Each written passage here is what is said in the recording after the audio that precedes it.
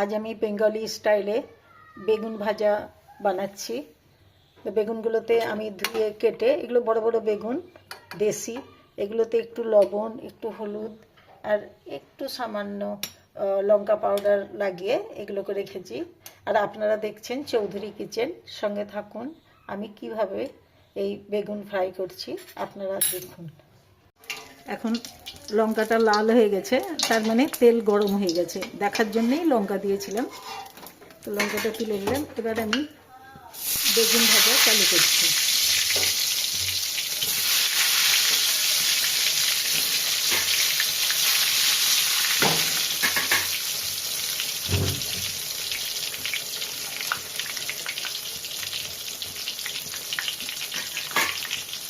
বেগুনটাকে এই সাইড ও সাইড করে ভেজে নিতে হবে।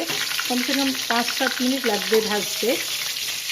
তো এইরকম বেগুন ভাজা বেঙ্গলিতে বিয়ে বাড়িতে, ভোজের বাড়িতে এরকম বেগুন ভাজা হয়। তো বেগুনটা আমি এখন উল্টে পাল্টে ভেজে নেব।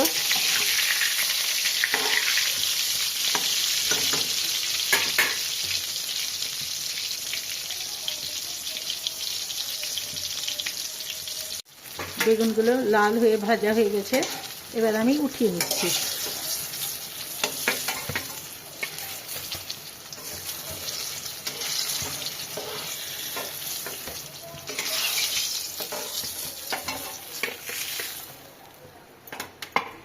বাকি বেগুনগুলো এরকমভাবে উল্টে পাল্টে ভেজে নেব।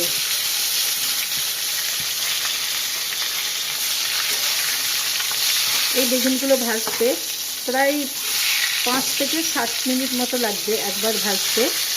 তারপরে এগুলো উঠিয়ে দিতে হবে তেল থেকে, হয়ে গেল ফ্রাই। আর আপনারা দেখছেন চৌধুরী কিচেন। আমার এইরকম সিম্পল বেগুন ভাজা, এগুলো আপনারা বাড়িতে বানাবেন, দেখবেন আপনাদের ভালো লাগবে। আর আপনারা আমার চৌধুরী কিচেন লাইক করবেন, কমেন্ট করবেন। আর এরকমভাবে আপনারা বেগুন ভাজা বানাবেন। তো এই বেগুনগুলো ওরকমভাবে ভেজে আমি উঠিয়ে নেব। তো এরকম প্রায় 5 থেকে 7 মিনিট মতো লাগবে।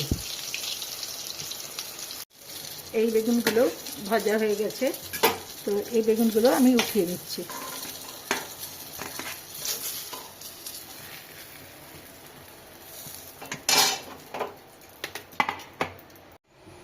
এরকম বেগুন ভাজা, একদম সিম্পল বেগুন ভাজা, লবণ হলুদ লাগিয়ে এটাকে তেলে ফ্রাই করতে হবে। কিন্তু আমি একটু লঙ্কা পাউডার দিয়েছি, না দিলেও চলে। আর আমি রাই তেলে ফ্রাই করেছি, এটাতে বেশি টেস্ট হয়।